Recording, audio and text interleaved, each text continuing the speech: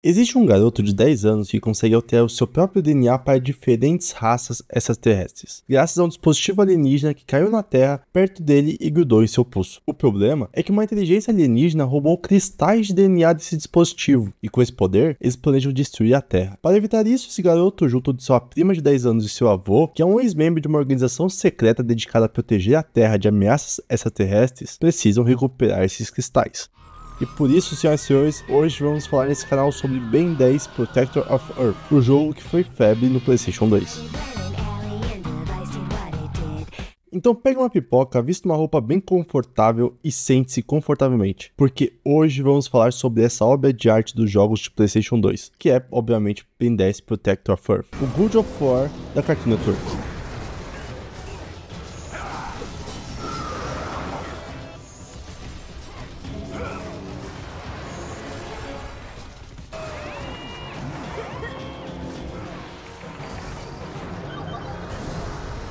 Coincidência? Acho que não!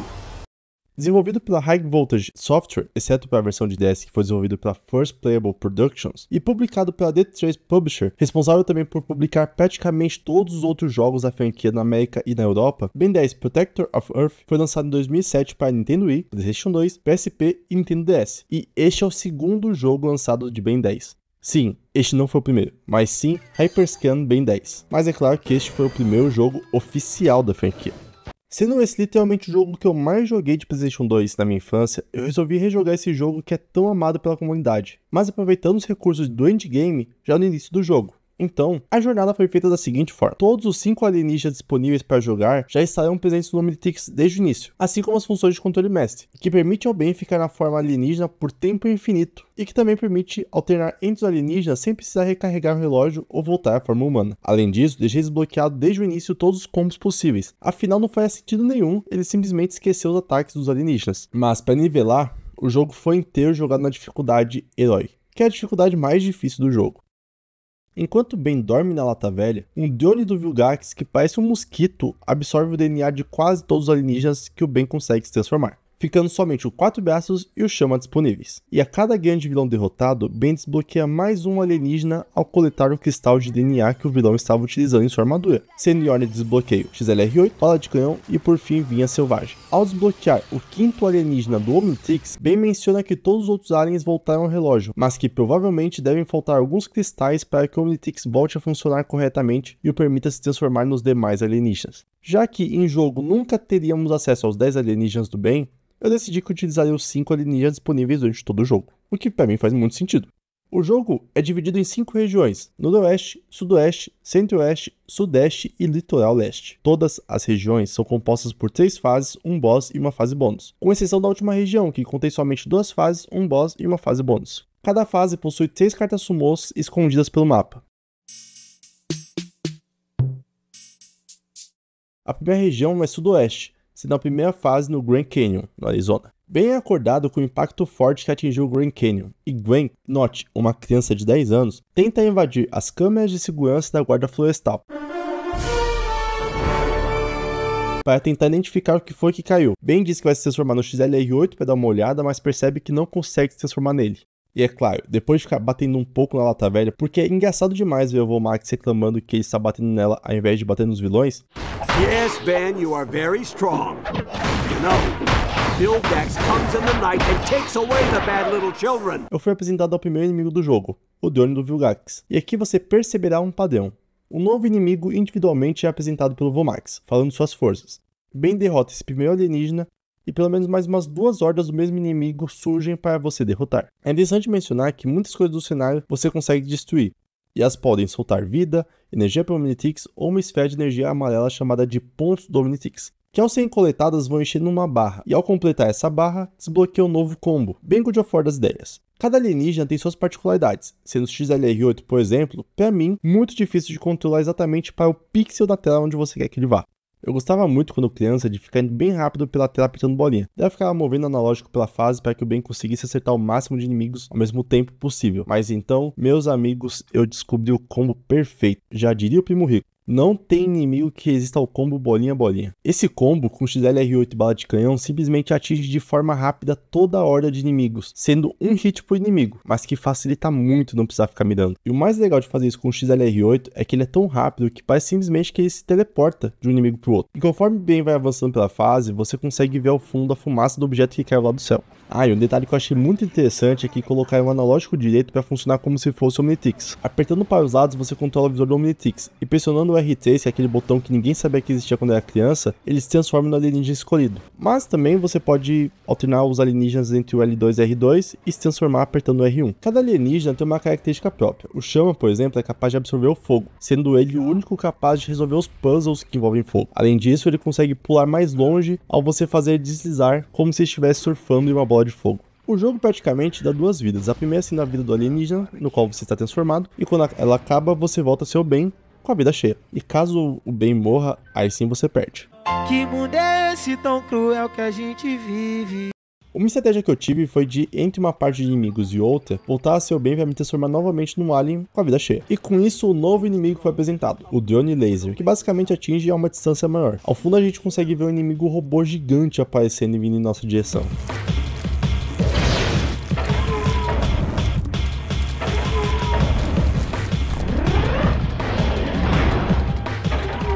Quanto aos inimigos, é o de sempre, você derrota ele individualmente, uma horda ou duas aparecem com múltiplos desse inimigo, e de agora em diante, as próximas hordas sempre serão compostas dos inimigos atuais, mais os inimigos já apresentados na fase.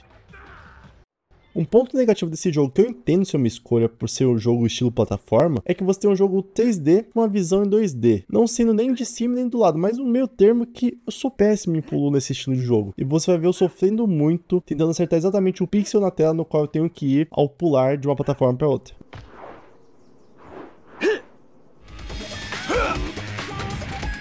O novo inimigo então foi apresentado, o Caçador Drone do Vilgax. Lembrando dos desenhos, quando se o Ben estivesse em uma situação meio complicada e o Omnitrix começava a apitar avisando que ele voltaria a ser o Ben, ele meio que segurava a transformação até ser seguro.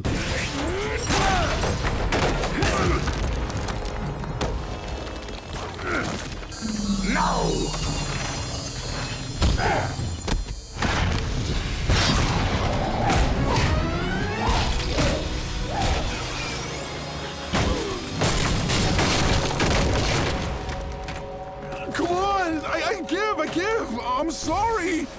Então, aqui isso aqui também acontece. Se você estiver soltando um combo, e mesmo que você sofra dano suficiente para voltar a ser humano, a transformação é segurada até que você complete o ataque do combo, o que é muito útil. Pra quem tem habilidade, e eu só consegui fazer isso uma vez, é que quando você tá transformado no XLR8, você consegue se distanciar dos inimigos até se recuperar. E então, mais uma mecânica é apresentada. Agora a mecânica do 4 braços, que é o único capaz de mover essas pedras convenientemente quadradas para essas plataformas no chão, que funcionam como um botão, e só exercem sua função enquanto estão pressionadas. E aqui também temos uma outra mecânica, que é a do bala de canhão, que é o único que consegue usar essas rampas para subir em lugares altos. Em teoria, como o bala de canhão está bloqueado, só seremos capazes de acessar esse local no segundo momento, após recuperar o cristal com o bala de canhão.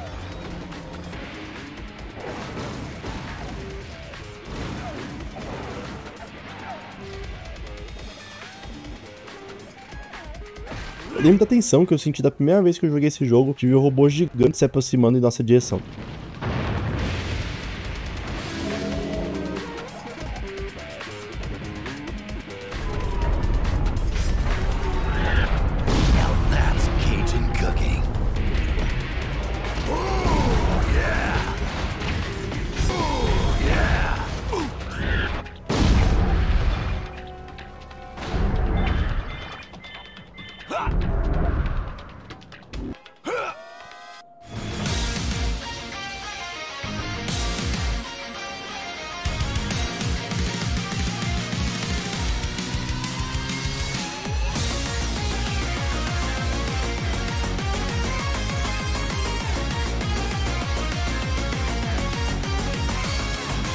E chegou então o grande momento da batalha final contra esse primeiro boss.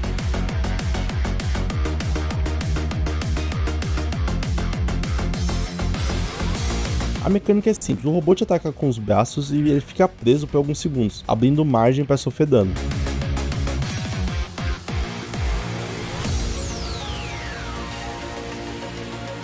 Após uma quantidade específica da vida do boss ser tirada, iniciamos então o primeiro Quick Time Event, no qual você precisa se transformar no bem, apertar a bolinha e na sequência apertar o botão que irá aparecer na tela. E não sei por qual motivo, mas como todo jogo, são sempre 3 etapas para derrotar o boss. Nesse primeiro você destrói um dos braços.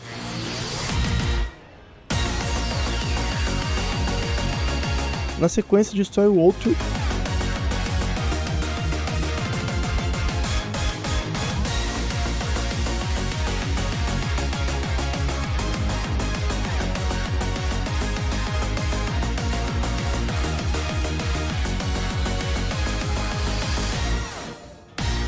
E por último você pega o reator, que funcionaria como o coração do robô, e dá um piau nele.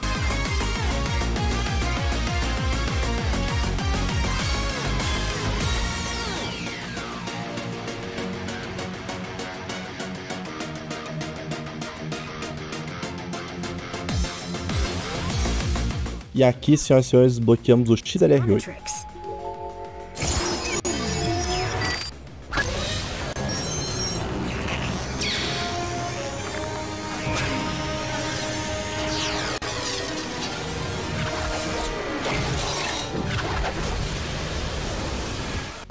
Hey, check it out! I can take my nose so fast you can't even see it! I wonder if they know who they're dealing with. E se você já jogou Minecraft ou simplesmente conhece um pouco sobre biomas, sabe do que eu estou falando quando eu mencionar que essa fase acontece no Parque Nacional Mesa Verde, que se encontra dentro de um bioma de mesa, no Colorado. Parque Nacional esse que é considerado Patrimônio Mundial pela Unesco. Esse local ocupa uma área de 211 km² e possui diversas ruínas e vilarejos da antiga cultura indígena Pueblo, que é conhecida por suas habitações construídas nas paredes de penhascos. Look! More drones! And they're attacking a group of Forever Knights. Forever Knights? Maybe Enoch is behind all this. Talk about getting caught between a rock and a hard place. Whose butt am I supposed to kick? I think all of them? Sounds like a plan. E estamos aqui mais uma vez prontos para derrotar mais algumas hordas de inimigos. E quando eu era criança eu não tinha essa referência, mas é incrível quão bem feito foi esse cenário. Max nos apresenta o Cavaleiro Eterno Sniper, que consegue atirar a uma distância bem grande usando tecnologia alienígena. E uma coisa que acho muito interessante nesse jogo do Ben 10 é que enquanto você ataca, você não se torna intangível, sendo bem fácil até você acabar perdendo toda a sua vida enquanto faz um combo, tipo bolinha que é bem overpower. E aqui somos apresentados a mecânica exclusiva do XLR8, de conseguir se mover rápido e passar por uma porta antes dela se fechar. Porta essa que é acionada somente quando a placa de pressão está pressionada.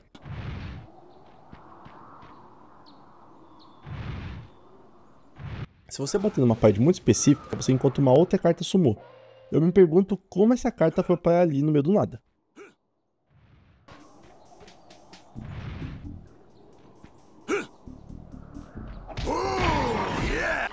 Uma coisa que me irrita muito nesse jogo é que o jogo não te deixa simplesmente jogar, ele fica explicando as mecânicas todas as vezes. Se aparece uma rampa, uma pedra convenientemente quadrada ou uma placa de pressão, lá vem um Vomax ou alguém falar: nossa, se você tivesse um alienígena capaz de movimentar essa pedra, ou um alien capaz de ser rápido o suficiente para passar por esse local, ou ainda, ninguém fica preso quando você tem um alien de 500 libras. Pô, me deixa jogar, cara. Ainda mais no modo de jogo mais difícil. Em alguns momentos do jogo, é meio óbvio o que precisa ser feito, mas como algumas partes possuem 2 caminhos que você pode seguir, eu precisava saber exatamente qual caminho era para a carta Summô escondida e qual é o caminho da fase em si, porque se você avançar pelo caminho da fase, você não consegue voltar. Mas é claro que eu falo isso, mas ainda assim fui capaz de errar muitas vezes o local que eu tinha que acertar, porque eu simplesmente sou péssimo com essa visão 2D de jogos em 3D da época do Play 2.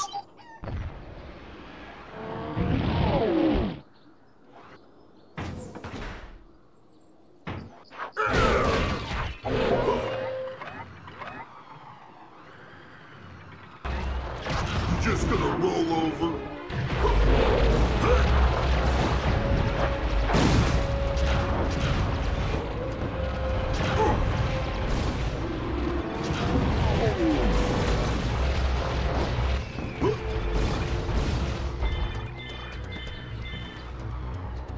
Those look like weight-sensitive triggers. Cala sua boca!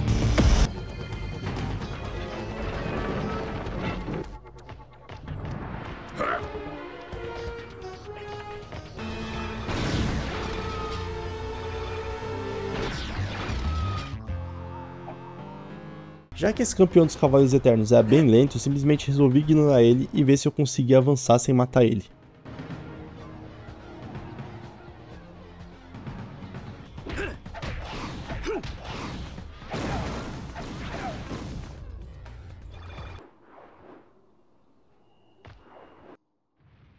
E quando o jogo te mostra esses pontos Omnitrix soltos no mapa, significa que se você segui-los, encontrará uma carta Summô.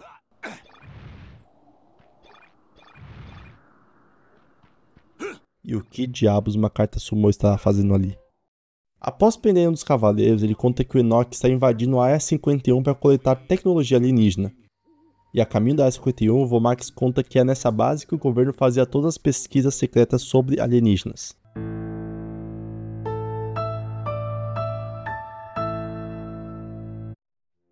Dando um rolê pelo mapa, finalmente encontramos mais uns Forever Knights, ou Cavaleiros Eternos, né, que estavam por ali. Agora o Guardião Forever Knight, que se protege com um escudo feito com adamantita, só levando dano depois que ele perde seu escudo. E isso me lembrou muito Alien Hominid, sabe, que tinha o agente da FBI com escudo.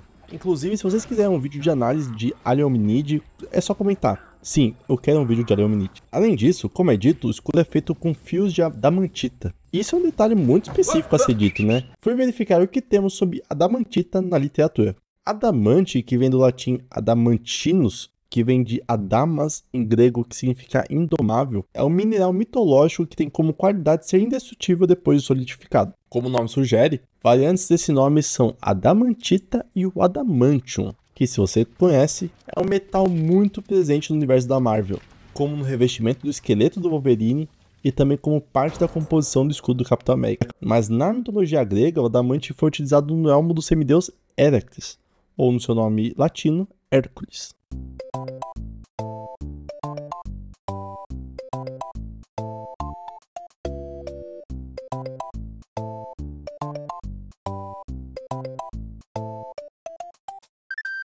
Mas também em vários outros cenários, como nas correntes que prendiam Prometeu. Na cultura pop, esse mineral também já apareceu em Terraria, Overlord e World of Warcraft.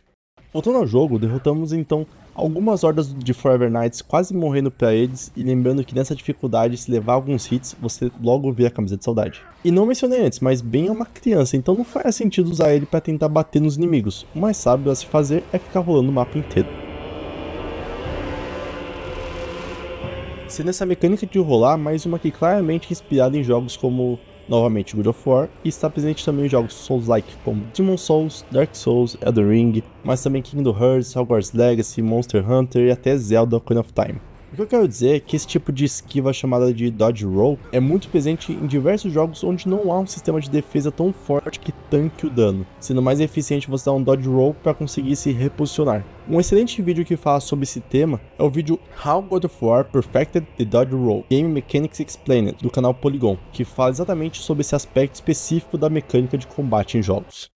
Depois de derrotar alguns Forever Knights, foi a vez de lutar contra mais Dungeons do Vilgax, agora com Brocas. E não obstante, tivemos que lutar contra os dois ao mesmo tempo. Cadê o inimigo do meu inimigo é meu amigo? Mas nada que um bolinha não resolva, sabe? Somos então apresentados a mais um nível de dificuldade, um campeão de elite dos Forever Knights, que tem o máximo de dureza, sendo 5/5 e 4/5 de combate corpo a corpo. E uma curiosidade é que eu estava procurando uma tradução boa para a palavra melee. Eu joguei no Google e caí nesse link que traduz melee como arraial de porradas. Isso aqui me fez ganhar o dia.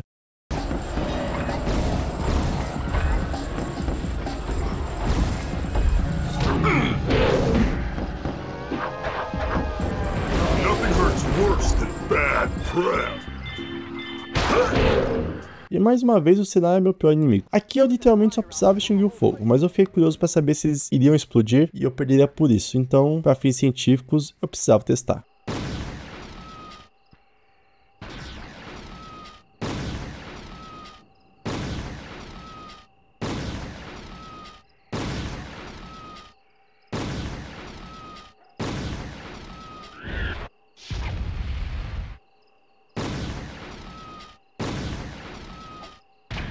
E que frustração, eles não explodiam, eles só reacendiam o fogo.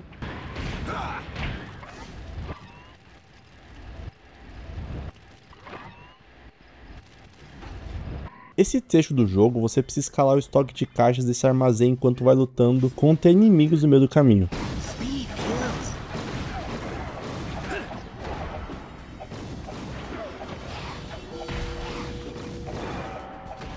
E então tivemos mais um puzzle muito tímido para conseguir a carta Summon. Literalmente, só pegar todos os orbes de pontos do Omnitrix. Essas mudanças de ângulo súbitas me atrapalham demais para conseguir andar. E aqui, quando eu vi esse teto de vidro, lembrei da minha infância e eu sabia que ali do outro lado tinha uma carta Summon. Então eu não podia simplesmente cair, eu precisava passar pelo teto. Muito legal que quando você quebra alguma dessas unidades de contenção que claramente foi referenciado em Stardew Valley, o Vomax reclama falando que é um de seus designs. E enquanto batalhamos, podemos ver que existem aliens ainda presos na S51, inclusive esse aqui que se parece muito com vulcanos. Mas também temos Loboans e esse aqui que parece o Bioid, que é um minion do Vilgax. E um spoiler é que todos esses inimigos aparecem no jogo futuramente. E mais uma vez eles acham que eu sou burro e não sei o que fazer. Se é legal esse tipo de ajuda, se você ficasse muito tempo preso, sabe? Tipo, muito tempo parado no mesmo lugar, como se não tivesse conseguindo avançar. E aqui o puzzle é simples. Usar o chama para apagar o fogo, que protegeu a plataforma, usar o 4 braços para ativar a porta, usar o chama para entrar na sala que abriu, e então apertar o botão para aí sim avançar na fase. Depois eu fiquei tentando usar o combo específico do XLR8 que dava bastante dano, mas não tava conseguindo, o que só acumulou muito inimigo no mesmo espaço. E aqui chegamos naquela clássica fase do elevador, onde novos inimigos ficam aparecendo conforme você vai derrotando, enquanto a plataforma sobe. Vale notar que combos geralmente custam energia do Omnitrix de acordo com o nível de força dele, por isso é importante você escolher bem seus combos e ir gerenciando os recursos da fase para conseguir mais energia e assim não descarregar o Omnitrix. Mas como eu tô no modo controle mestre, pra mim não há limitações, o céu é o limite. Basicamente no controle mestre, eles colocam um gato com um pão com manteiga nas costas e o fazem ficar girando para sempre, gerando assim energia infinita para o Omnitrix.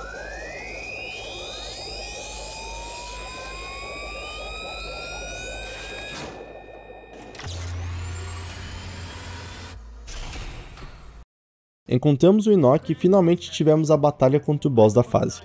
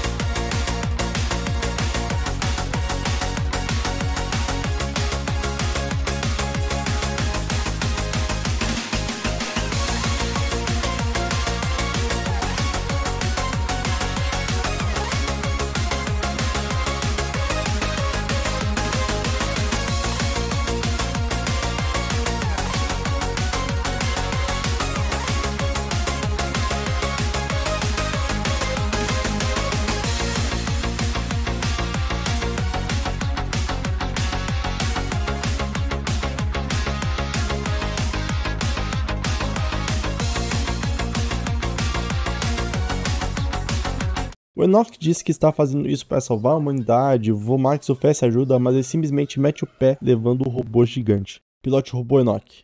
O Array tem aqui pilotar de novo. E então eles descobrem que os cristais podem ser utilizados em armas. The Omnitrix doesn't just store DNA. It holds incredible amounts of latent energy. I hate to interrupt the science convention here, but Enoch's getting away. In order to weaponize the crystals, first he'd need to find a place to generate absolutely massive amounts of electrical current. Someplace like... Someplace like The Hoover Dam? E novamente a Gwen sabe tudo. Essa menina aqui, ó, é a Hermione de Ben 10. Fred por Fred. As várias faces de mim.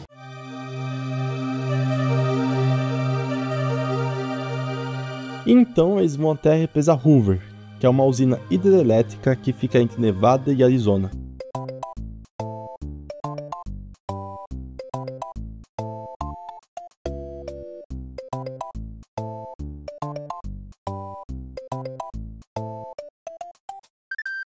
E aqui, senhoras e senhores, temos o segundo chefão, com Quick Time Events e tudo mais, igual o primeiro. E como um maníaco Stalker, o Enoch simplesmente estava escondido embaixo da ponte esperando os Tensons passarem por ali. Tipo, o quão fundo esse rio era para caber essa armadura inteira de pé? Ou o robô simplesmente estava agachado? Não sei. São tantas perguntas que nunca teremos a resposta.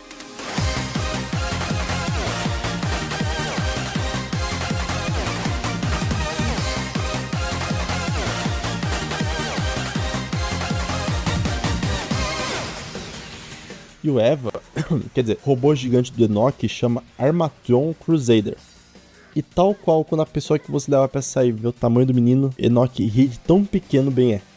Enfim, quando você consegue atingir Enoch uma certa quantidade de vezes, ele se agarra a um poste de alta tensão e como o jogo quer segurar a sua mão, ele destaca com um zoom enorme e vai levando o percurso dos fios até chegar na placa de pressão para falar, olha, ele está segurando aqui, hein? E quando você finalmente pressiona a placa de pressão, Enoch perde uma parte da armadura do braço. Mas peraí, vamos voltar um pouquinho. Por que diabos tem uma placa de pressão no meio da rua que sobrecarrega o transformador? Enfim, ao voltar à batalha, o Enoch libera umas vidas e pontos de energia para te permitir sobreviver mais um pouco e a porrada volta a atorar.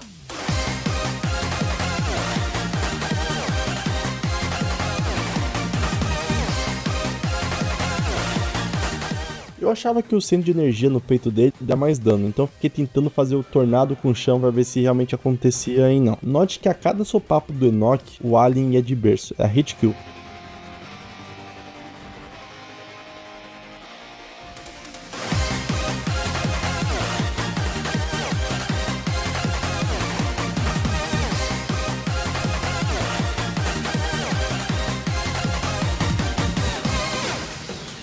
Com um pouco mais da metade da vida ceifada, convenientemente o Enoch segura na outra torre de alta tensão do lado oposto, cometendo o mesmo erro duas vezes. Incrível como algumas pessoas não aprendem com seus erros anteriores. E aqui cabe uma frase. O homem que não se lembra dos erros do passado está fadado a repeti-los. E agora, com um terço de vida, sem as duas armaduras dos braços e mais danificado, o centro de energia do peito dele começa a sair fumaça, mas continua executando os mesmos movimentos. E eu posso ser muito ruim em qualquer jogo, esse incluso, mas a quantidade de vezes que virei um alien em menos de um segundo antes de levar o hit kill, aqui é loucura. Mas cara, eu preciso dizer, como é gostoso ficar trocando de alien enquanto você anda pelo mapa. Dá muito uma vibe de Ben 10 mesmo com o controle mestre, sabe? Chegando em cerca de 1/5 da vida, finalmente temos o momento mais legal da luta contra o vilão, que é o Quick Time Event.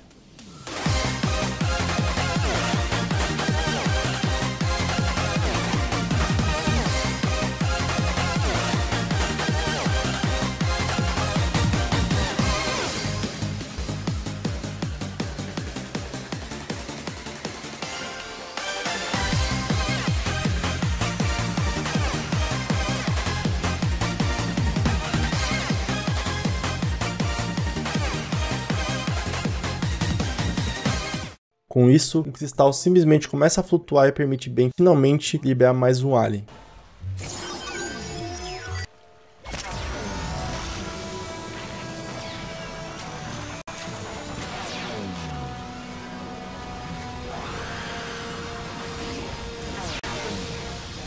Que no caso seria o bala de canhão. O Enoch foi derrotado, mas ainda assim a gente precisa derrotar os demais Forever Knights. E onde eles estão? Na cratera de Berenger, também conhecida como cratera do meteoro, que está localizada em Winslow, no Arizona. Chegando na cratera, o que parece ser um meteoro cai próximo à lata velha e com o impacto a rua fica obstruída. E o Vomax precisa parar e mais uma vez o Ben é forçado a lutar. E apesar da fase claramente dizer que deveríamos lutar contra Forever Knights, o jogo simplesmente nos mostra como inimigos hordas de drones do Vilgax. Vale lembrar que aqui é uma fase bônus, tá? Como se fosse um filler. E aqui cabe uma curiosidade. Essa cratera estima-se que foi formada há 50 mil anos por um meteorito de aproximadamente 50 metros a 40 mil km por hora e com a força de uma bomba de hidrogênio. Só para você ter uma noção, essa pedrinha de 50 metros causou a formação dessa cratera que tem nada menos que 1 km de diâmetro e 200 metros de profundidade. E ele é formado de ferro e níquel. Inclusive, o nome dessa cratera ser cratera de Barringer é pelo simples fato de que em 1903 um engenheiro chamado Daniel Barringer comprou o terreno a fim de minerar o local, supondo que haveria mais de 100 milhões de toneladas de ferro dos asteroides no subsolo. Mas 27 anos depois e mais de 400 metros minerados, ele não encontrou nada. Mas somente em 1929, contratando o astrônomo Forrest Ray Moulton para estudar a física do impacto, conseguiu descobrir então que o meteoro devia ter somente cerca de 300 mil toneladas, e com a energia do impacto gerada, teria gerado um calor que muito provavelmente teria vaporizado o meteorito instantaneamente. E eu falo somente 300 mil toneladas porque, novamente, o Daniel supunha que deveria haver mais de 100 milhões de toneladas de metal no asteroide. E após saber isso, Barringer foi escalado para o Vasco camisa 10 dias depois da publicação do relatório. E aqui vai uma curiosidade dentro da curiosidade, que é uma meta curiosidade. Barringer é o nome também de uma cratera lunar, que é um pouquinho de nada, mas assim, tipo, quase nada, tendo somente 68 km de diâmetro e 2,7 km de profundidade. Para termos uma cratera desse tamanho na Terra, o meteoro teria que ter pelo menos uns 3,4 km, proporcionalmente falando, usando aqui, é claro, uma regra de 3 básica, tá? Mas é claro que temos que considerar a velocidade do meteoro, que provavelmente será diferente, mas é domingo à noite, eu estou com preguiça de pesquisar mais sobre isso. E o nome dessa cratera lunar ser Barringer foi uma homenagem ao Daniel, porque por mais que tudo isso tenha acontecido, ele foi o primeiro a conseguir provar a existência de uma cratera de impacto na Terra. E para concluir essa curiosidade, para você ter uma referência, o asteroide que causou a extinção dos dinossauros teria entre 9 e 17 km de diâmetro, conforme os estudos, e causando a formação da cratera de Chicxulub, na península de Yucatán, com 180 km de diâmetro. E agora, com curiosidade passada, vamos voltar para o jogo. E após derrotar todos os aliens, a Gwen obriga o Ben a limpar a bagunça feita.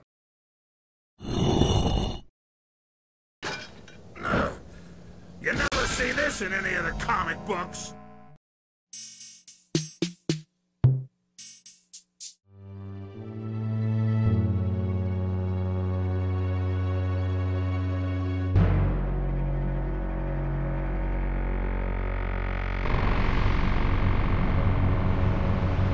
E aqui começamos a segunda região do jogo, a região noroeste. Depois do Enoch ser derrotado, Ben, Gwen e o Vomax vão até São Francisco, no cantinho esquerdo do mapa, para ter finalmente algum descanso e aproveitar as férias um pouco.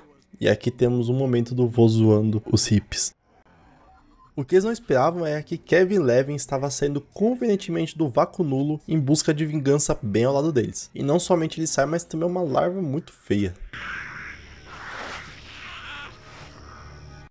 E em busca de Kevin, em São Francisco, começamos essa nova região. Os inimigos aqui são mais do mesmo, drones e o robô do Vilgax, e aqui temos oficialmente a introdução da habilidade especial do bala de canhão, que é escalar lugares altos usando rampas convenientemente posicionadas.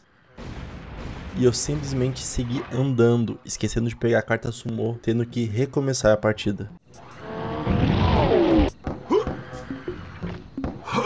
Bom, carta Summô na mão, podemos prosseguir no mapa. Aqui não há nada que chame a atenção ou que meça nosso tempo, sendo claramente só uma forma de aumentar o tempo do jogo, sabe? Mas se querem saber uma curiosidade que eu não tenho certeza, é que esse lugar é provavelmente uma referência a Lombard Street, uma rua que é um subidão louco, cheio de curvas.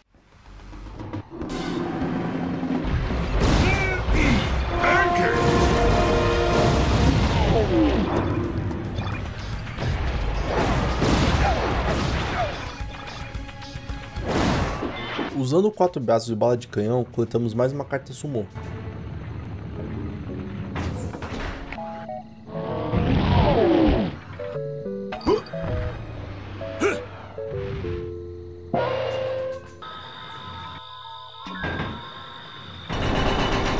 E aqui temos um quiz que exigirá velocidade.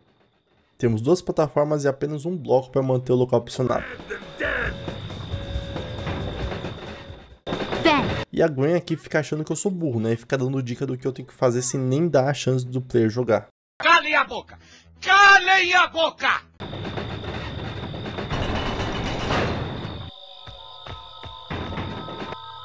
E aqui, se você é capaz de somar 1 mais 1, Só um alien capaz de passar por outro lado antes que a plataforma suba, né?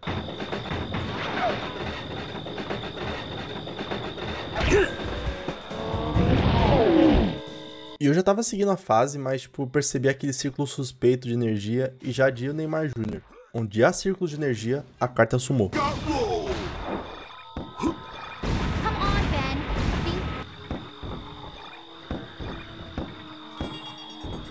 E aqui, senhoras e senhores, eu cometi a play invertida. Eu simplesmente passei reto da carta Sumo, sem chance nenhuma de voltar. E aqui, meus amigos, eu tentei mesmo, mas não tinha como voltar.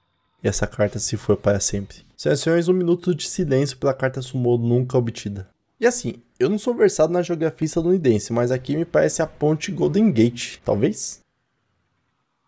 E aqui finalmente começamos a ver os mercenários de Vilgax, uns robozinhos que ficam voando e só quando levam hit caem no chão.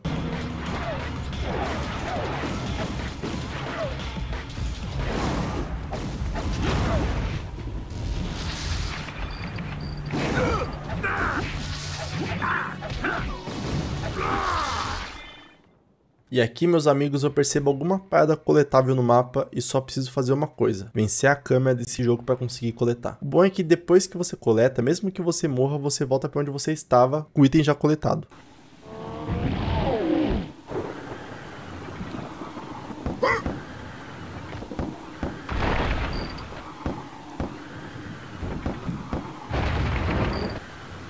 Desde quando eu era criança, eu sempre me senti mais confortável em pular por plataformas com chama, porque como ele cai mais lento e emite essa luz, eu consigo saber exatamente onde eu vou pousar.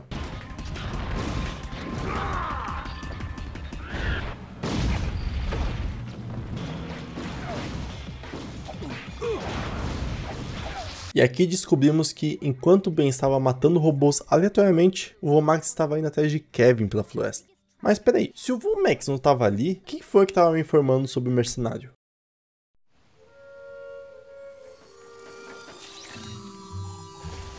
Pois bem, indo atrás do Vomax, vamos em direção à serraria. E aqui temos mais um daqueles puzzles que precisam do XLR8 para ativar os dois botões ao mesmo tempo.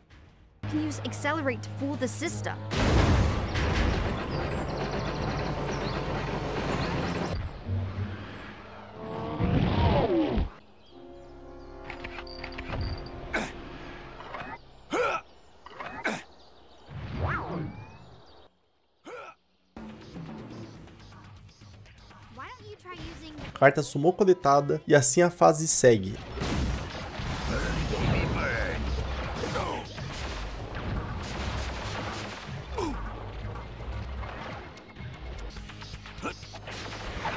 Até que ao fundo vemos a Gwen nos acompanhando.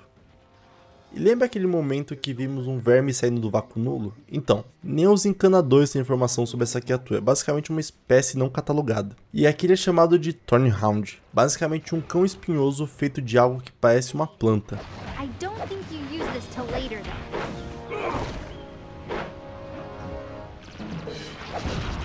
bark is worse than my bite.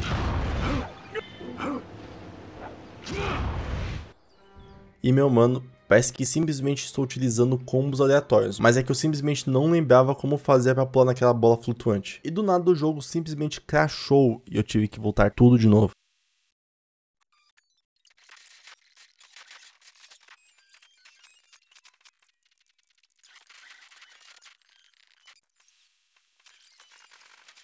Sofra de agonia tentando me ver apertar todos os botões exceto o X, que era o botão certo.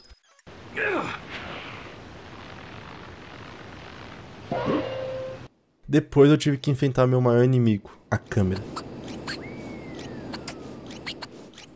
E aqui as coisas começam a ficar estranhas. O que é essa parada aqui? Parece o propulsor de um foguete, mas tipo, qual que é o contexto? O que caiu ali? O que causou isso?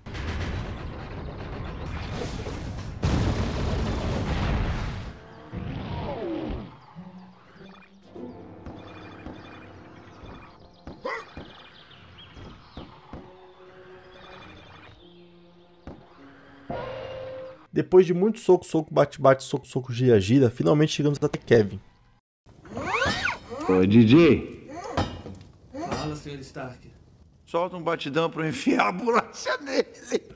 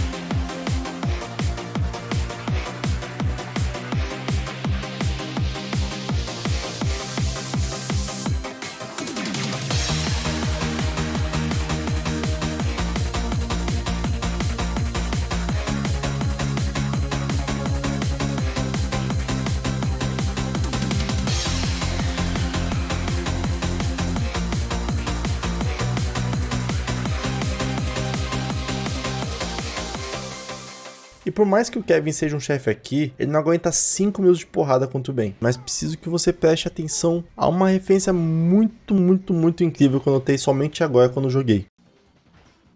Percebeu? Não? E agora? Percebeu? O maluco tá usando literalmente aquele combo de cuspe do insectoide mais fogo do chama que o Ben ensina pra ele no episódio Luta de Revanche, que é o 5º episódio da 2ª temporada. E da mesma forma que ele veio, foi embora, sendo sugado pelo portal pro vácuo nulo. Os 3 então começam a se perguntar de onde e como esses portais estão surgindo. Ben e sua família estão indo em direção ao Lago Cráter, quando começam a notar que toda a vegetação está meio diferenciada. E aqui eu levanto o questionamento. Gwen é vegetariana, e o vô nos mostra uma receita feita com um cruzamento genético entre uma lesma e uma couve de Bruxelas. Tem muitas vitaminas, ok. Mas como é inseto misturado no vegetal, é vegetariano ou carnívoro? Basicamente, os novos inimigos que o Ben enfrentará nessa região são todos uma mistura entre animais e plantas. Sendo esse um cão espinhoso carregado, que simplesmente empala suas vítimas e é o primeiro, até onde eu lembro, de ter 5 de velocidade.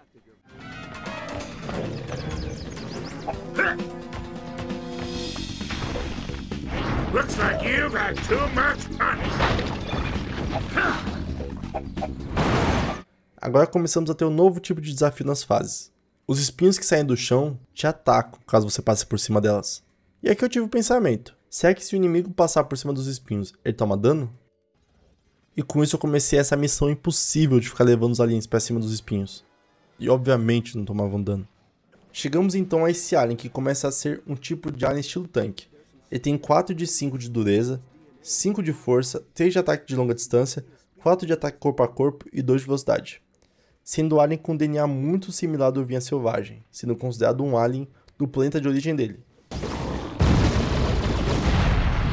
Você deve ter percebido que nessas fases estou jogando muito de chama. E tinha uma certa lógica, porque eu estava pensando muito como funciona no Pokémon, tendo tipos de aliens com fraquezas quanto a outros tipos. Por exemplo, sendo o fogo mais forte do que planta, faria sentido usar o chama. Mas eu acho que isso não tem impactado em nada na quantidade de dano fornecido. Confesso que essa aqui é uma daquelas fases que são meio chatas do jogo, que não agrega em nada e simplesmente serve como uma forma de prolongar o jogo, sabe?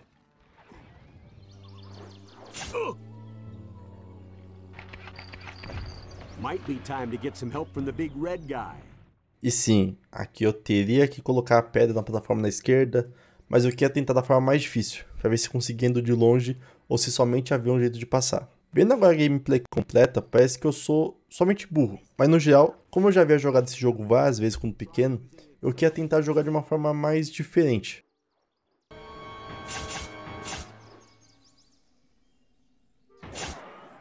E aqui, eles claramente queriam que eu utilizasse o XLR8.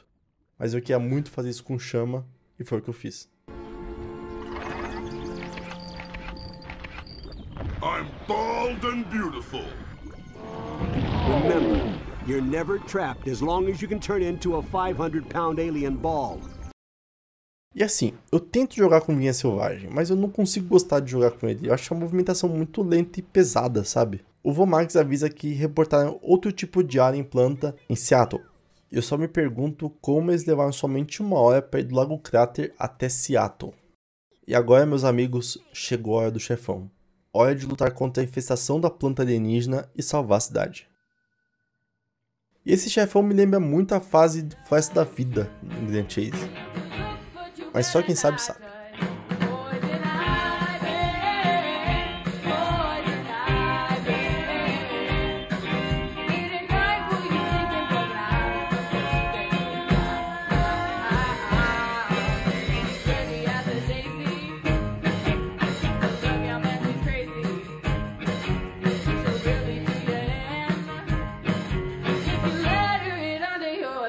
A dificuldade desse bicho é que, como ele é grande, é difícil você se aproximar daquelas paradas ali que parecem ovos. E são 2 hits do boss e você é escalado pro Vasco.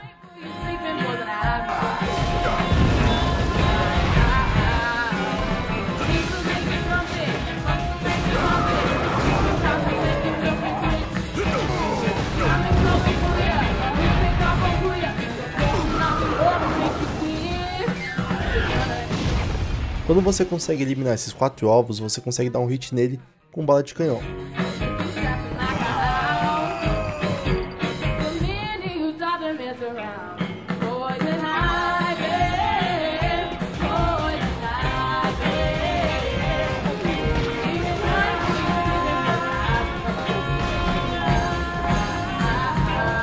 agora ele começa a soltar esses bafos de veneno que simplesmente é muito overpower.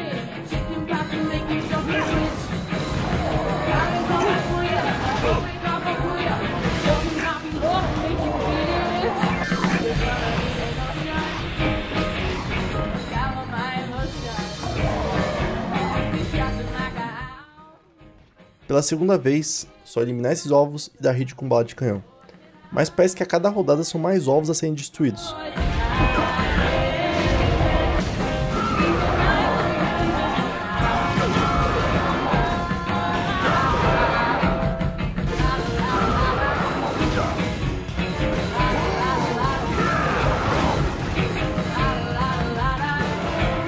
Dessa vez temos o tão gostoso Quick Time Event, que meus amigos, esse aqui eu gostei.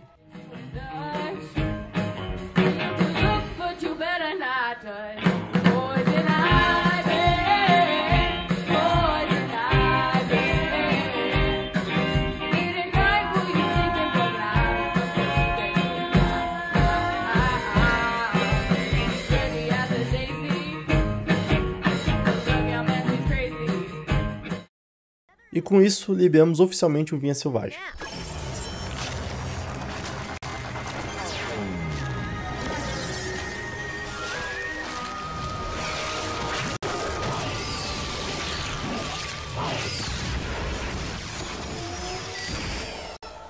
Oh yeah, I'm a mean green butt-kicking machine. E é aqui que eles começam a juntar um mais um e perceber que o motivo de todos os inimigos do passado de saem voltando. Só tem uma resposta do culpado. Ele mesmo, senhores, nosso vilão polvo favorito, quando ainda era bolado e não levavam costa de qualquer inimigo. E agora percebemos que mais uma vez Vilgax está trabalhando junto aos Scare, o famigerado fantasmático. Nessa fase bônus, vamos até o Parque Nacional de Yellowstone, derrotar as plantas remanescentes. E se você tem mais de 7 anos, com toda certeza quando você ouviu falar desse parque, apenas um nome veio à mente: Zé Comé e Catatal. E essas fases bônus aqui servem mais para você conseguir mais pontos de Omnitrix, liberar mais combos, treinar, praticar esses combos, enfim. E eu acho que eu não comentei antes, mas quando você consegue A numa fase bônus, você libera a fase bônus da fase bônus. E nessa aqui temos alguns robôs do Vilgax também, além dos inimigos anteriores. Acho que na hora que estava jogando essa fase eu estava tão away que eu nem percebi que tinham esses inimigos diferentes. Então, tanto é que nem tentei pegar o A nas outras fases.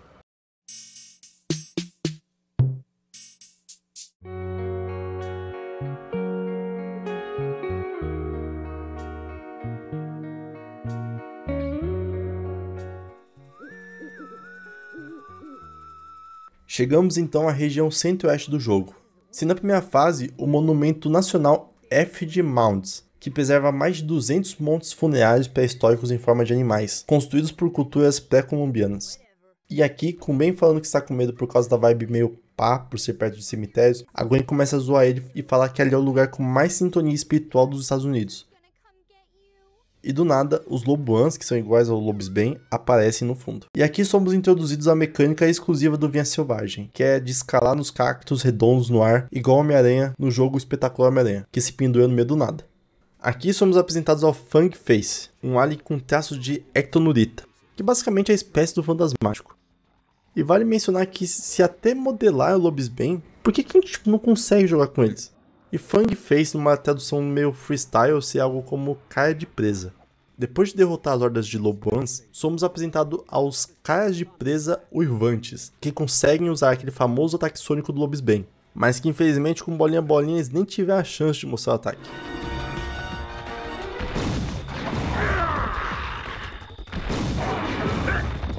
E olha que incrível ao fundo. Aqui temos uma das referências ao local que eles estão, sendo aquele ali ao fundo um dos montes funerários em forma de animal. Algo que claramente passou muito despercebido pela minha visão enquanto eu jogava.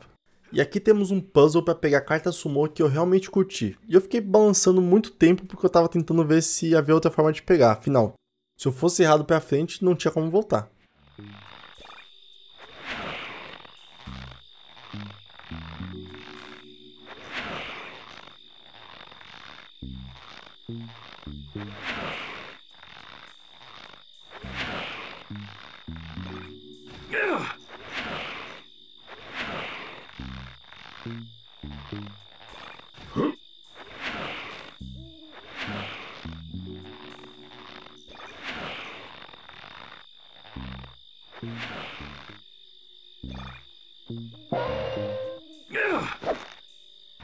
Mas aqui, meus amigos, o caldo começa a entornar. Porque as hordas de inimigos começam cada vez mais ser de muitos inimigos por rodada, não tendo muita margem para escapar de golpes e recuperar a vida.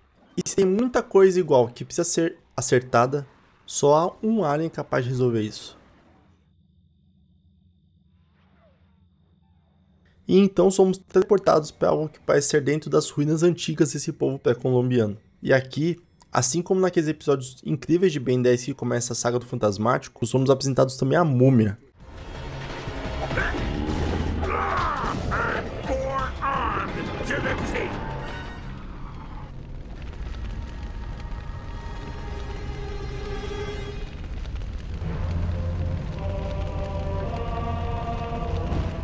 E sem motivo aparente caímos exatamente onde o Rex estava. Meio conveniente, né? Mas é claro que com bolinha a bolinha somos imparáveis.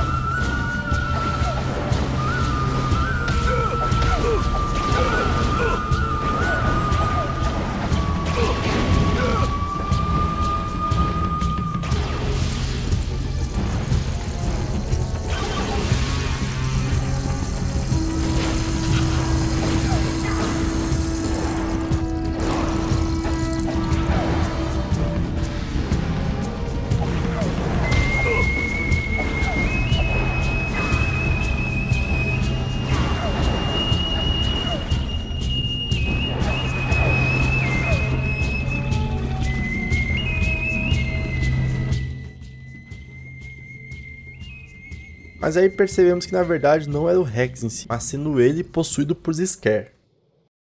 E agora é hora de irmos à base dos encanadores, o famigerado Monte Rushmore. Ah, e vale mencionar que o Monte Rushmore fica em Dakota do Sul. E os presidentes que estão esculpidos nesse monte são, da esquerda para a direita, George Washington, Thomas Jefferson, Theodore Roosevelt e Abraham Lincoln, representando os primeiros 150 anos de história dos Estados Unidos. E essa parte daqui levou 14 anos para ser finalizada, sendo construída entre 1927 e 1941. E se esse primeiro rosto aqui é familiar para você, aqui no universo de Ben 10, é porque em Omniverse, no último episódio da 8ª temporada, Ben encontra com George Washington, que seria então o criador dos encanadores na Terra. E aqui talvez muita criança e adolescente fique com raiva, mas, eu acho esse design muito feio do Omniverse, comparado com os outros. Uma coisa que é de se admirar nos estadunidenses é que eles podem não saber geografia, história, matemática, química ou biologia de qualquer coisa não relacionada aos Estados Unidos. I'm from Brazil. You have Wi-Fi there? No. No Wi-Fi? No Wi-Fi. Wait, so what's it like in Brazil? Do you guys have school there? No, we don't. What? You don't have school? What do you mean? We don't have schools. At all? No education? No education. So what do you do all day? Like work in the farm and stuff? Yeah. You're lying. You're lying. Of course I'm lying. Of course we have Wi-Fi in schools in Brazil. How would I be here if I didn't have Wi-Fi? We believed you. And how would I speak 2 languages if we didn't have education? She's got a point. Well, we're stupid. Mas eles sabem tudo sobre a história do próprio país. Por exemplo, se eu te perguntar, quem foi o primeiro presidente do Brasil? Você saberia me responder? E se você soube, em que ano ele foi eleito? Quantos presidentes foram eleitos no Brasil? Me liste quaisquer 5 presidentes antes de 1961. Pois é, acho que a gente deveria estudar um pouco mais sobre o nosso próprio país. E aqui cabe uma frase. O homem que não se lembra dos erros do passado está fadado a repeti-los. E aqui cabe mais uma curiosidade. Enquanto eu estava pesquisando sobre Ben 10, um nome apareceu na minha tela. Nicolas Machado. E ele simplesmente é um atleta profissional de mountain bike, bicampeão brasileiro de maratona e medalhista pan-americano. É engraçado que tenho entrevistas com o Ben 10. Então o Volmax consegue confirmar que um dos projetores da nulidade foi roubado. E aqui o Ben tira o Volmax pra nada, né? E brinca falando, como que essa parada aqui não tem segurança? E o Volmax responde pistolaço, que a base dos encanadores possui o sistema de segurança mais seguro da Terra, sendo acessível apenas por alguém com uma das chaves de acesso. E aqui começa a patifaria, é Lobuan, é Drone, é tudo junto. E cabe a uma criança de 10 anos derrotar todos. E aqui quase que eu deixo passar uma carta sumô, ainda bem que eu sempre fico procurando por lugares meio que secretos no mapa.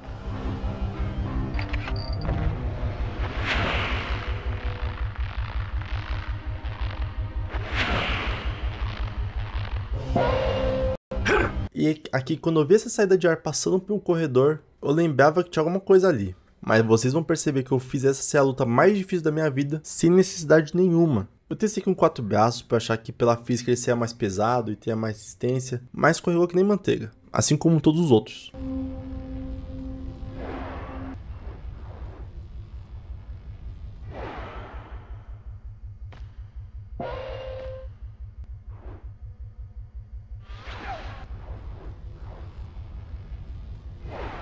E aí, quando eu finalmente subo, percebo que era literalmente só apertar o botão que o ar iria parar. Mas foi legal tentar fazer tudo da forma mais complicada possível. E aqui eu tive o seguinte pensamento, estamos subindo no elevador, e nesses jogos, essa clássica fase é que conforme você vai eliminando os inimigos, vão surgindo mais e mais até que você chegue no topo da fase. Então eu queria saber, será que se eu não atacasse ninguém, eu nunca chegaria ao topo? Será que iriam surgir mais inimigos ou somente esses? Será que o jogo foi bem programado para lidar com essa situação? E assim eu fui, apenas girando pelo mapa.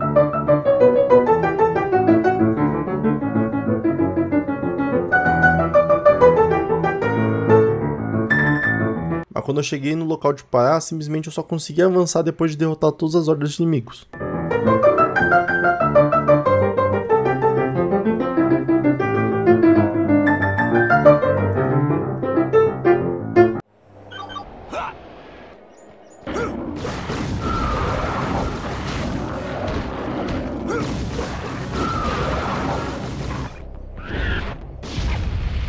E aqui chega a ser clássico quebrar o nariz do presidente do Monte Rushmore, né, enquanto a gente derrota alienígena.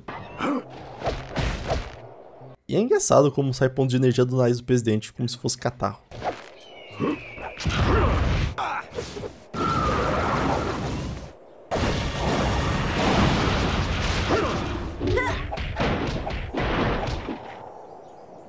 Entrando novamente na base dos encanadores, preciso pontuar algumas coisas aqui. Victor é introduzido nessa fase tendo o máximo de força, resistência e dano corpo a corpo, sendo o primeiro tanque do jogo que aguenta o soco do 4 braços junto de uma jogada da parede sem morrer.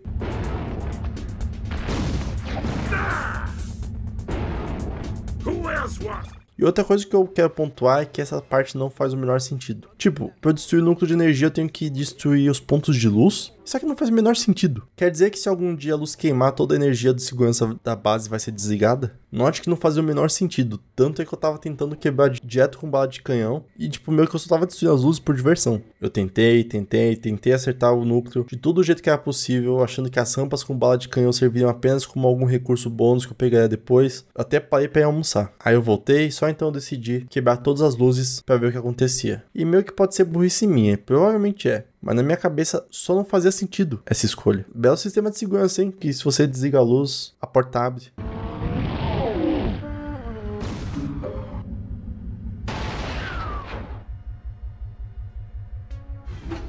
Enfim, depois de muita luta, chegando agora na metade do desafio, as paradas começam a ficar meio cabulosas.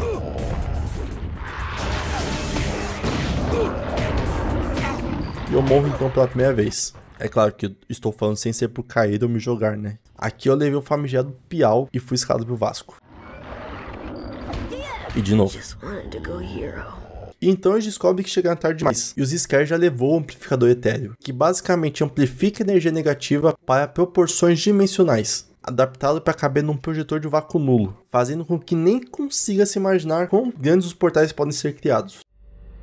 E agora iremos seguir os rastros de Scare para The Wind City, que chegou ao meu conhecimento se tratar de um apelido carinhoso para Chicago. Pique chamar São Paulo de Terra da Garoa, sabe? Indo para a terceira fase desse mundo, chegamos à beira do lago de Chicago.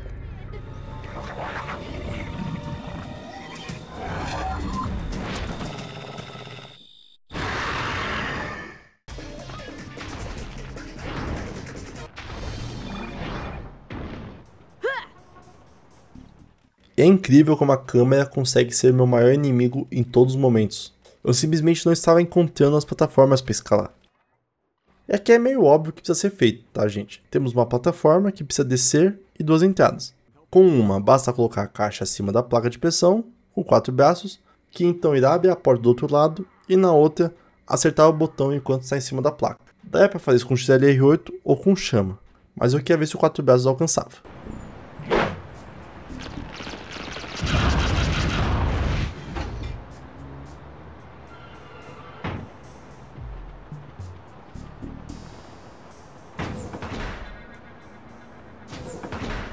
You're never trapped as long as you can turn into a 500-pound alien ball.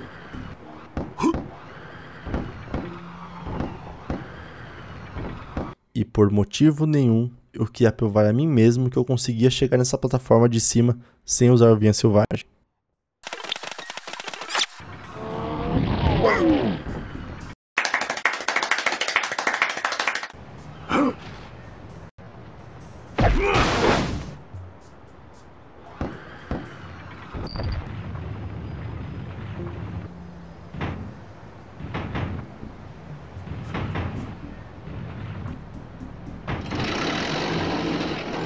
In battle, mobility can be as important as strength.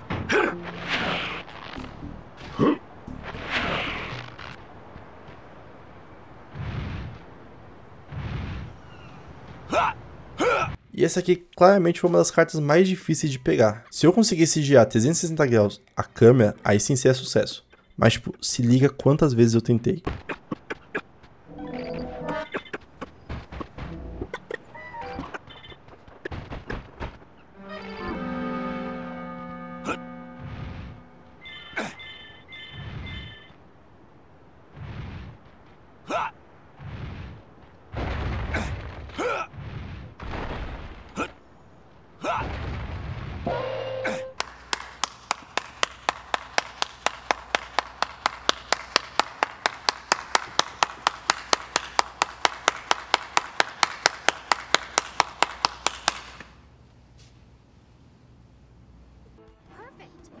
E aqui temos uma clássica luta de trens sobre trilhos. Eu queria muito saber se eu conseguiria simplesmente jogar todo mundo pra fora do mapa. E eu consigo.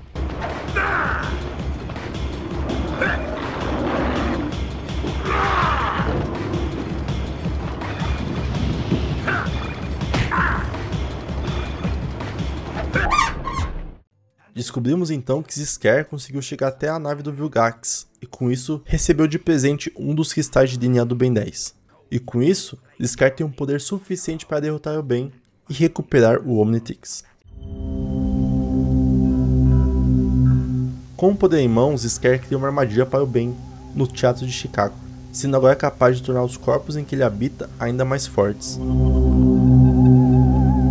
little watch cannot save you now, Benjamin. I am beyond its power, and this time there is no escape.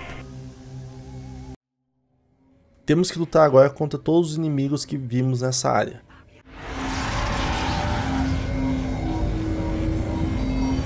Me dê, babá!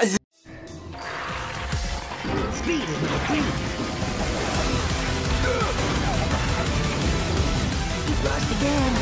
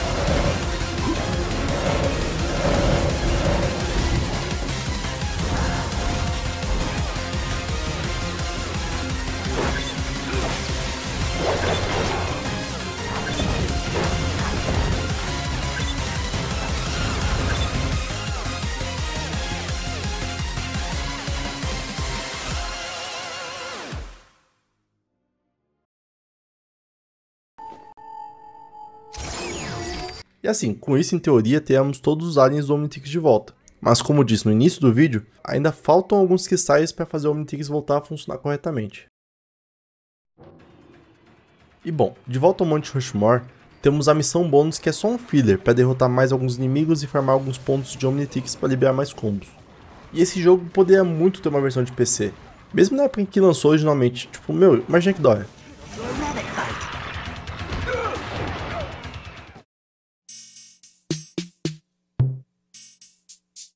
E chegamos então à penúltima área do jogo, a região sudeste, começando numa reencenação do campo de batalha histórico da Guerra Civil em Nova Orleans, quando começam a perceber muitos aliens que parecem cachorros meio besta. E então descobrimos que a energia dos cristais que o Ben absorveu nos daria somente agora a habilidade de trocar entre formas. E encontramos nosso primeiro inimigo mutante, uma quimera híbrida de uma cobra indígena e um insectoide, chamada de Snakefly. E elas saem desse lugar que parece muito uma colmeia.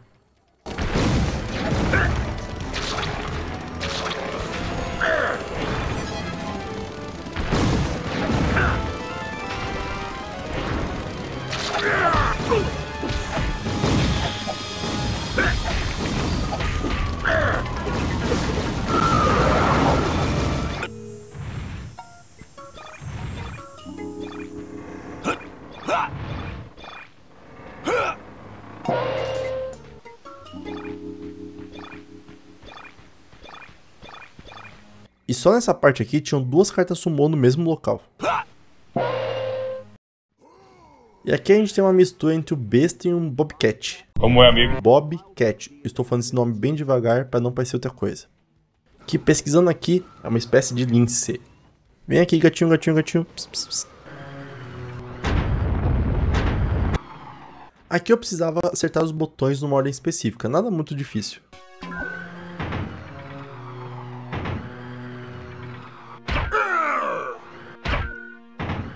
Com a combinação correta, aqui também liberamos uma entrada secreta a uma base. E eu preciso falar, essa parte aqui é meio chata de ter elevador, que ficam subindo mais inimigos caso você não mantenha os botões ativados.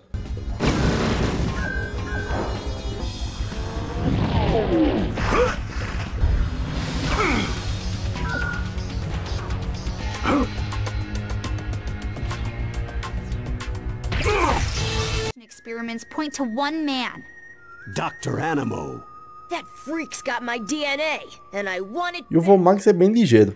Como precisam encontrar o Dr. Animal, ele simplesmente larga a Gwen para ir sozinha procurar o animal em uma sala, enquanto ele está com o Ben, que obviamente que se precisar de qualquer coisa vira um alien e salva ele, né? E por uma surpresa de 0 pessoas, a Gwen é capturada pelo animal.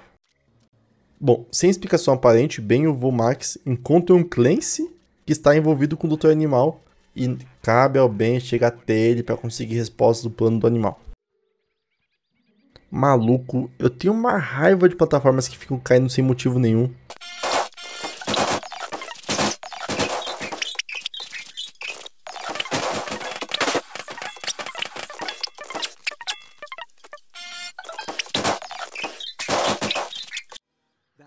Até que finalmente conseguimos chegar à base do Clancy. E aqui nessa parte específica, essa saga estava muito chata. Não tinha muita coisa nova, era só um grande filler que facilmente daria para ter sido removido do jogo. Mas reclamações à parte, finalmente chegamos ao local onde ele estava. O vilão mais nojento da minha infância. O bom é que não há inimigo que resista ao bolinha-bolinha. E foi isso que eu fiz. A maioria de todos os sub-boss desse jogo, eu só usava o XLR8.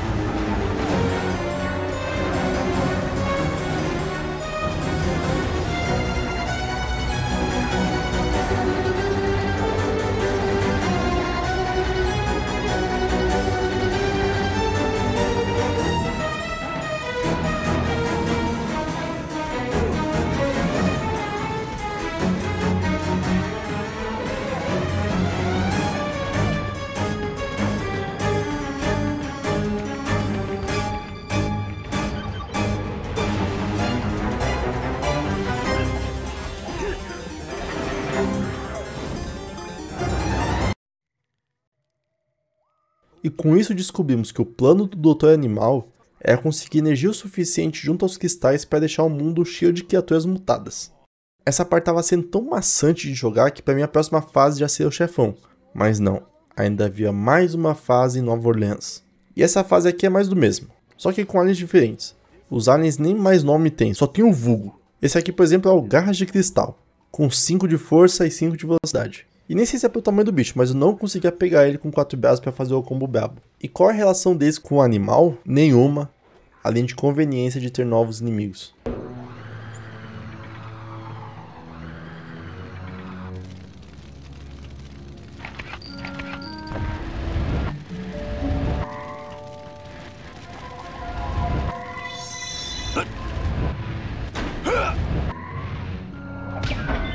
Get out of there, Ben. The creatures are almost clear of the city.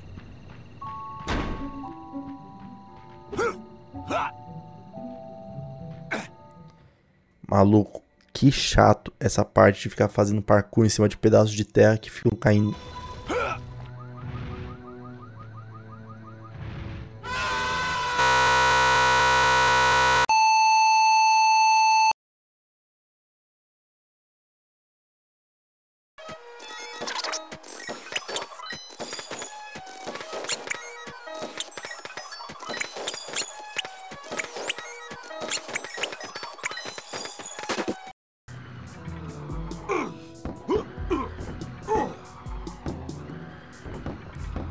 Não apagando fogo naquela parte, eu provavelmente perdi uma carta sumô.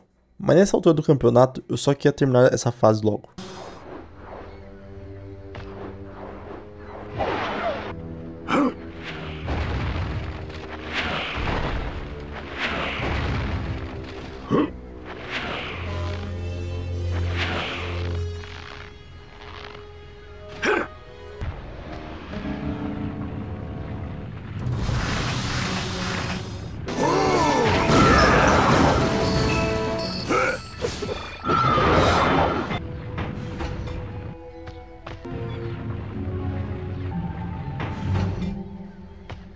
Eu não tinha percebido, mas a gente estava em cima de uma balsa. E com isso o Vomax percebe que o Dr. Animal devia estar em uma base secreta que ficava dentro de uma refinaria de óleo no mar. E meus amigos, finalmente essa fase acabou. Restando agora o que eu não sabia, mas ser o chefão mais demorado de todo o jogo. Esse chefe eu comecei a jogar em 5 horas, 13 minutos e 31 segundos. E eu só consegui terminar ele a 6 horas de jogo. Mas obviamente eu não vou ficar mostrando isso aqui tudo pra vocês, né? Cada batalha. Vamos só pros highlights. Chegamos então à batalha que foi mais difícil do que contra o próprio Vulgax. Aqui vemos a Gwen presa, suspensa no ar, e notamos que existem 4 torres de refinaria e o design clássico do animal naquele gorila gigante que aparece em Ben 10.000. E aqui eu realmente senti o peso da dificuldade herói. Mas agora, editor, por favor, coloque uma música épica, porque agora o pau vai torar. Do seu manto se...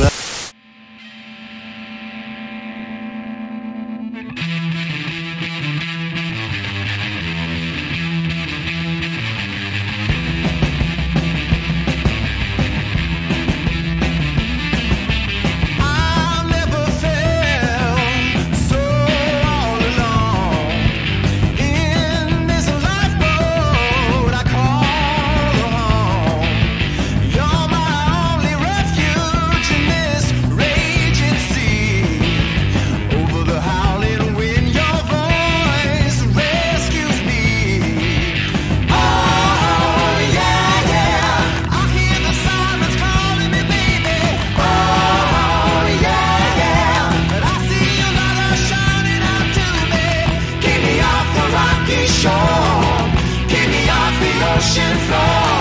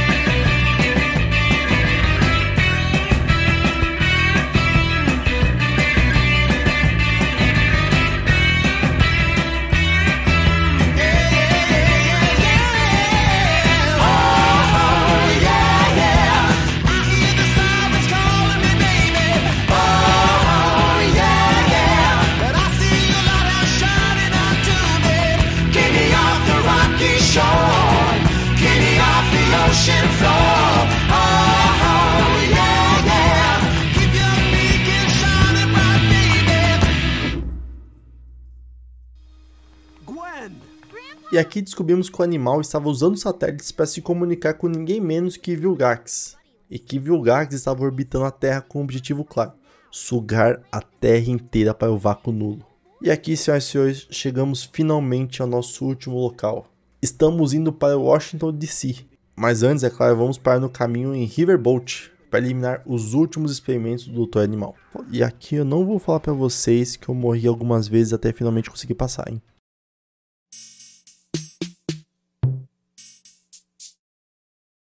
Bom, chegando na costa leste, descobrimos que muita energia do vácuo nulo está crescendo em todos os lugares. E um enorme portal apareceu no Shopping Nacional. Mas como eles não podem parar, porque eles precisam chegar em Washington o mais rápido possível, mesmo que preocupados com os humanos em risco, Ben decide lutar contra os aliens que saem do nulificador e encontrar eles no caminho. E descobrimos então que aqui teremos finalmente energia infinita no Omnitrix, não descarregando mais. E essa fase aqui é meio que mais um filler que não adiciona nada à história, mas serve para prolongar um pouco mais e aumentar a tensão antes da grande batalha final. E conforme andamos pelo mapa, percebemos vários portais saindo do chão, e assim como um buraco negro, vai nos puxando para lá. E se passarmos por perto dele, você vai de chá com a Rainha Elizabeth. E aqui encontramos alguns Detrovites, sendo eles a mesma espécie do Vulcanos. E aqui não tem muito o que comentar, basicamente é vilão, vilão, bolinha, bolinha, anda, anda, vilão, vilão, bolinha, bolinha. Só isso. You just got splattered like a...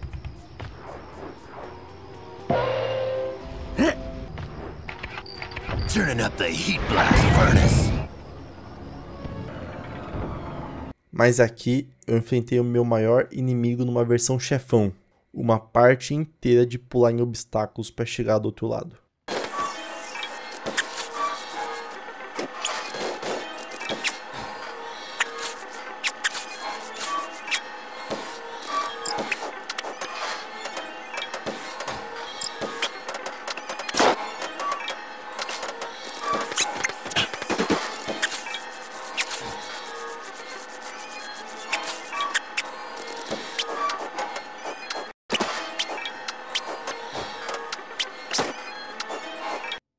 E aqui eu simplesmente confundi os lados, tentando ir pelo lado que eu vim.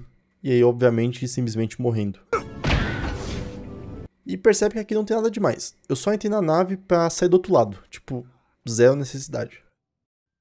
E aqui, senhoras e senhores, o negócio fica louco. Porque sem a ajuda do governo e com vários portais surgindo, o Vomax simplesmente invade o cabo canaveral para preparar a Lata Velha para chegar até o espaço. E aqui aleatoriamente tem inimigos do Vilgax dentro da NASA. Tipo, eles estão sendo atraídos pelo Omnitrix ou é só conveniência do roteiro? Pegamos então mais uma carta sumô e olhem bem, essa é a última fase antes da super batalha final.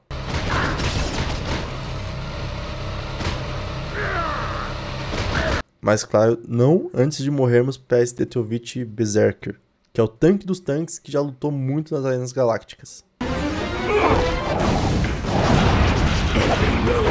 O legal do Via Selvagem é que só vai no tapão de mão aberta mesmo, sabe?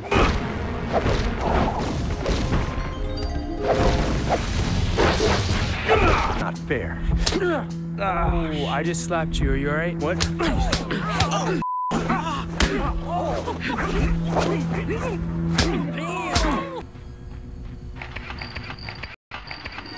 E aqui o nosso último sub-boss. Ninguém mais, ninguém menos que ele. 66. Mas que ele leva um pau brabo, ele leva. Agora o pau vai torar!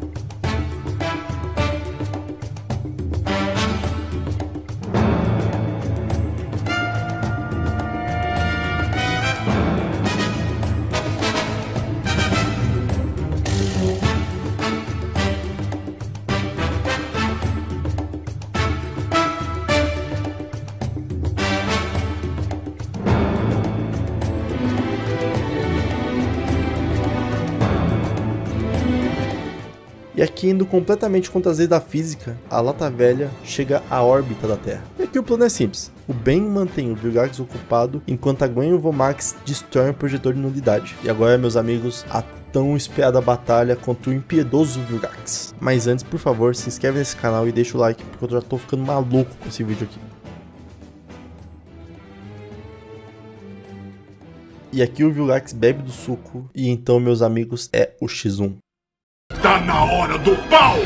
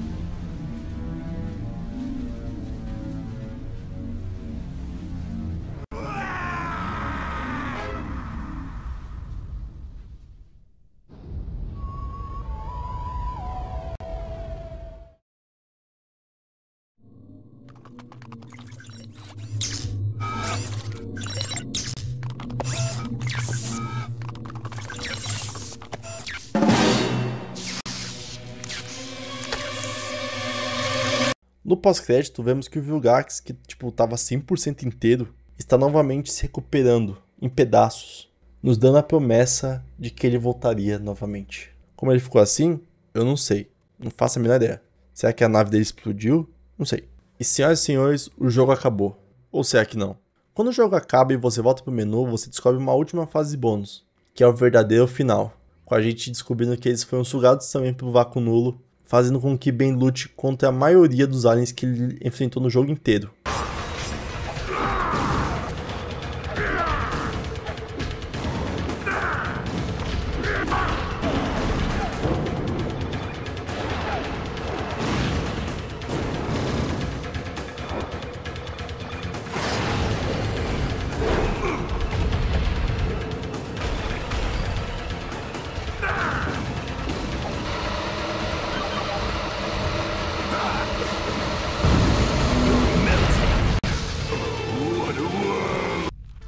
You did it, Ben!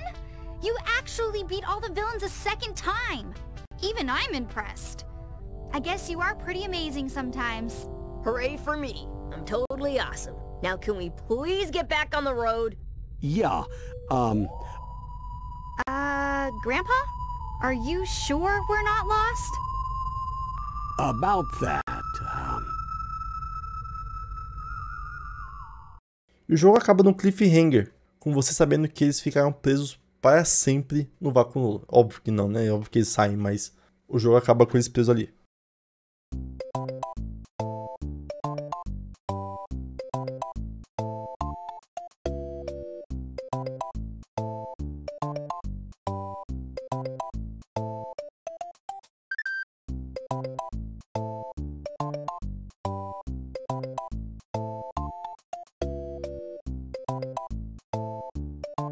Senhores, meu nome é Cláudio Fernandes e bem-vindos à Lixeira do Hero Joe, um projeto secundário para falar sobre tudo que eu gosto e que não caberia no meu canal principal. Se vocês quiserem, conheça meu canal principal, onde o foco é tecnologia e automação.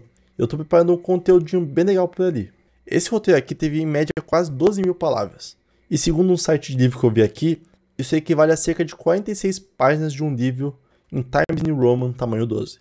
Eu estou fazendo no Notion, mas se surgir o interesse, eu posso disponibilizar esse roteiro aqui e os próximos que vierem para membros, quando houver, é claro. E sem mais delongas, vamos às considerações finais. E é claro que algumas curiosidades. Eu coletei um total de 37 das 42 cartas Summô, e enquanto eu editava esse vídeo eu fiquei com uma imensa vontade de voltar a jogar para coletar as cartas restantes. Mas quem sabe um dia. E vale mencionar que a maior dificuldade de qualquer Quick Time Event de PlayStation é o fato de eu estar usando o controle de Xbox 360 e precisar lembrar de cabeça a posição de cada um dos botões. Esse jogo tem 17 anos. Muitos de vocês nem haviam nascido quando esse jogo lançou. E pra mim, o jogo poderia ser muito mais rápido, eliminando algumas fases que não fazem evolução pra história, tornando apenas maçante, ainda mais jogando agora mais velho. Mas não notei esse cansaço quando eu era criança, então talvez seja só eu ficando mais velho. Eles poderiam ter disponibilizado mais aliens pra gente jogar, mas os aliens que estão presentes foram muito bem trabalhados, isso eu tenho que admitir. Eu sinto que esse jogo foi feito com muito amor pelos desenvolvedores. Se eu tivesse jogado mais sério, ou se eu tivesse mais habilidade com videogame, eu sinto que eu teria zerado esse jogo em umas 4 ou 5 horas, mas eu me diverti muito jogando. Pra mim, Ben 10 Protector of Earth é um clássico e está no meu top 10 jogos de PlayStation 2 com toda certeza. E se você curte Ben 10 e nunca jogou nada de Ben 10, esse aqui é o jogo perfeito. Com códigos você consegue desbloquear os heróis sombrios, que não tem muito contexto de existir, tá? Mas o mais legal pra mim é que na versão de DS, que eu já joguei muito também, você consegue jogar com a Gwen, com o Ultra Ben e o Ben das Forças Galácticas. Ah, e além disso, você desbloqueou o glutão, mas ele só solta um especial. Então, tipo, você clica nele, ele viu o glutão, solta o especial e o Omnitrix descarrega. Vale mencionar também que esse jogo aqui tem suporte a 2 jogadores, sendo esse o único jogo que meu pai jogou comigo na época do Play 2. Uma das boas lembranças que eu tenho da minha infância com ele. E eu comecei a mapear no Google Maps toda a rota que eles fizeram nesse jogo para calcular a distância em quilômetros rodados da Lata Velha, mas eu desisti ali pela cratera de Behringer, porque já estava com mais de 16 horas de viagem e mais de 1.670 km rodados. Mas se você tiver a paciência de contar a quantidade total de quilômetros rodados, deixa aqui nos comentários. Os locais que eu mostrei pra vocês pelo Google Earth são aproximados. Alguns são óbvios, né, o local inspirado, mas outros eu não fazia a menor ideia, então eu só escolhi um ponto ali pra ilustrar. E esse vídeo deu um trabalho imenso pra ser feito. Foram vários dias jogando e mais outros muitos dias pra escrever esse roteiro, pesquisar as curiosidades sobre os locais e sobre a própria história dos Estados Unidos, além da narração, edição, etc. etc. Por favor, se você viu até aqui, o mínimo que eu mereço é um like, né? Mas se você curtiu e quiser que eu jogue algum jogo específico, é só deixar nos comentários. Se inscreva no canal para não perder mais nenhum vídeo e me ajude a fazer esse vídeo chegar a mais pessoas, para que eu finalmente atinja os 1000 inscritos. Deixem também sugestões de melhorias. Essa aqui foi a primeira review que eu fiz com roteiro e narração, então eu sei que talvez tenha muito a melhorar. E como sempre, sugestões são muito bem-vindas. E agora sim, um abraço, fique em paz e até o próximo vídeo. Daria esperança mais do que uma criança. Eu sou o portador do Omnitrix.